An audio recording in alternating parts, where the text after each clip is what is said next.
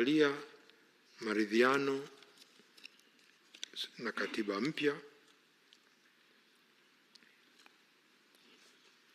Kwa hiyo kuhusu maridhiano na katiba mpya, tume imebaini yafuatayo: mosi, matukio ya Oktoba 23 pamoja na changamoto ambazo zimekuwapo kwa muda mrefu vimesababisha nyufa na majeraha kwa taifa.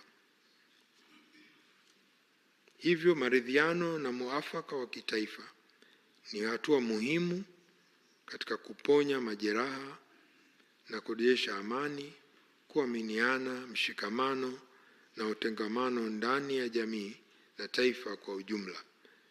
Maridhiano yanapaswa kuwa mtambuka, ya kuimarisha nyanja za kisiasa, kijamii na kiuchumi ili kutathmini zaidi ukweli, kuponya majeraha, kutafuta suluhisho na kufikia mwafaka wa kisiasa, kukubaliana juu ya misingi mambo yanayohusu katiba mpya na kurejesha umoja wa mshikamano wa kitaifa. Swala la maridhiano, Mheshimiwa Rais, halikuanzishwa na ghasia.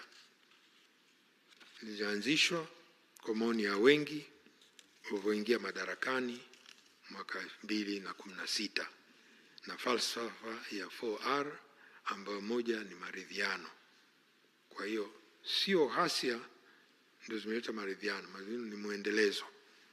Lakini la pili, kwa kuzingatia nafasi na taasisi za dini katika kulinda tunu ya amani na kujenga utengamano katika jamii, upo muhimu wa kufanyika majadiliano baina ya dini kama sehemu ya maridhiano ya kijamii. Hivyo majadiliano, maridhiano na muafaka miongoni mwa viongozi wa dini yataimarisha uelewano miongoni mwao na kukubaliana kuhusu mipaka kati ya dini na siasa katika utekelezaji wa majukumu yao, kisha mapendekezo yao kuwasilisha serikalini kwa hatua stahiki kwa ajili ya utulivu wa siasa na kijamii na kuepuka migongano katika siku zijazo. Tatu, maridhiano yatakayofanywa katika ngazi ya kitaifa yanapaswa kushuka ngazi za mamlaka za serikali za mitaa kwa kutumia mifumo ya utawala iliyopo kwenye wilaya, tarafa, kata na vijiji. Na nne, ili kuhakikisha mchakato wa maridhiano na muafaka wa kitaifa unafanikiwa na kusaidia kukwamua mikwamo iliyojitokeza, ni muhimu kuwa na baraza la ushauri la wazee lisilo rasmi ili wazee wote washauri katika kutafuta changamoto na mivutano katika jamii na mambo mengine ya kitaifa. Mheshimiwa Rais, mwishoni tumependekeza mapendekezo ya muda mfupi, muda wa kati na muda mrefu kama utakavyoona inafaa.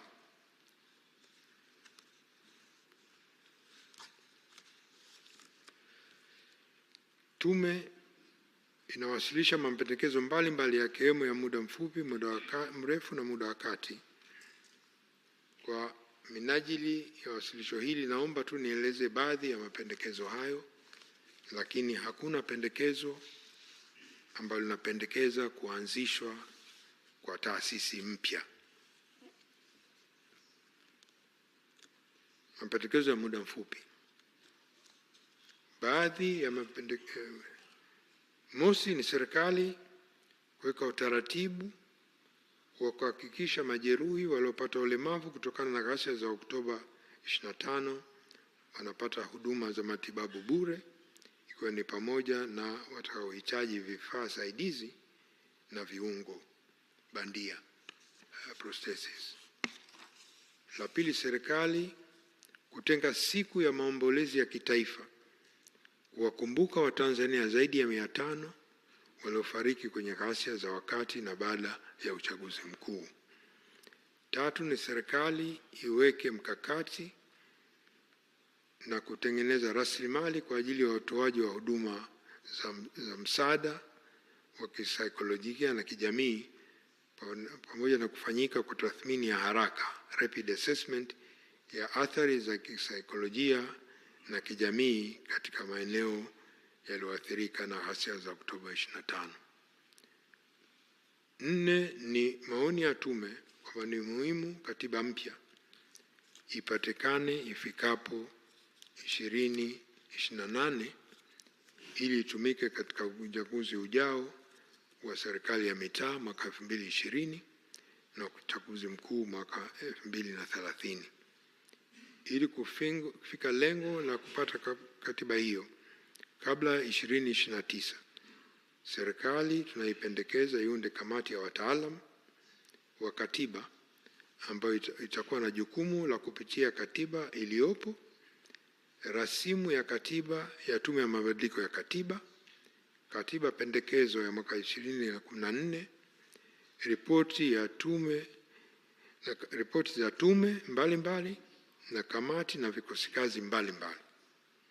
Baada ya kufanya mapitio hayo ya nyaraka ambayo itafanywa na hii kamati ya uandaaji wa katiba, kamati ya wataalam ipate maoni na michango ya wananchi. Tumebaini kuanzia 2014 mpaka hii leo kuna Watanzania zaidi ya 16 milioni 16 hawakushiriki katika mchakato wa mwaka 2014 kwa sababu walikuwa chini ya miaka 18. Kwa ndio umuhimu wa hii kamati ya wataalam kupata wadau, lakini kupata wadau au vijana kwenye kuchangia kwenye katiba na kuandaa rasimu ya katiba itakayopigiwa kura na wananchi, referendum. Ushauri mmoja ulitolewa na kiongozi wa dini ni kwamba katiba mpya inahitaji utulivu. Tusiandike katiba mpya ya hasira. Hiyo ndio ushauri wa kiongozi mkuu mmoja wa dini. 5, serikali iunde tume ya maridhiano ya muafaka kwa taifa kupitia mamlaka ya rais chini ya ibara 36 ya Katiba ya Jamhuri ya Muungano wa Tanzania, ambayo itakuwa shirikishi na itakayosimamia na kuongoza maridhiano katika nyanja za kisiasa, kijamii na kiuchumi, ili kutathmini zaidi ukweli, kuponya majeraha, kutafuta suluhisho za muafaka wa kisiasa na kurejesha umoja wa mshikamano wa kitaifa. 7, ni sambamba na tume ya maridhiano na muafaka ya kitaifa iunde baraza la wazee la washauri la kutumisha baadhi ya viongozi wakuu wastaafu pamoja na wazee wengine ili kutoka jamii kwa lengo ili kuwasaidia tume ya maridhiano pahali popote saa yote watakavyohitajika. 3, ni sheria ya Tume Huru ya Taifa ya Uchaguzi itekelezwe kikamilifu na pamoja na kuhakikisha kwa uteuzi wa mwenyekiti na wajumbe wa tume unafanywa kwa kuzingatia sheria iliyorekebishwa mwaka 2024. Aidha, tume iruhusiwe kuajiri watumishi wake ili wawe na wajibu wa kusimamia shughuli za uchaguzi ingalau hadi ya jimbo. Katika ngazi za wasimamizi, wasaidizi na wasimamizi wa vituo, INEC iendelee kutumia watumishi wanaoajiriwa kwa muda, na hatua hii itaondoa malalamiko ya vyama vya siasa na wananchi kuhusu uhuru wa tume hiyo. 4, tume imebaini pia kwa yapo maeneo yenye viashiria vya jinai kama nilivyosema awali ambavyo vinahitaji kuangalia kuhusu uwajibikaji. Hivyo inapendekeza kwa kuunda kwa tume ya uchunguzi wa kijinai kufuatia matukio ya ghasia ya wakati na baada ya uchaguzi mkuu kwa mujibu wa sheria ya tume ya uchunguzi kwa mamlaka ambayo anayo Mheshimiwa Rais wa Jamhuri ya Muungano wa Tanzania.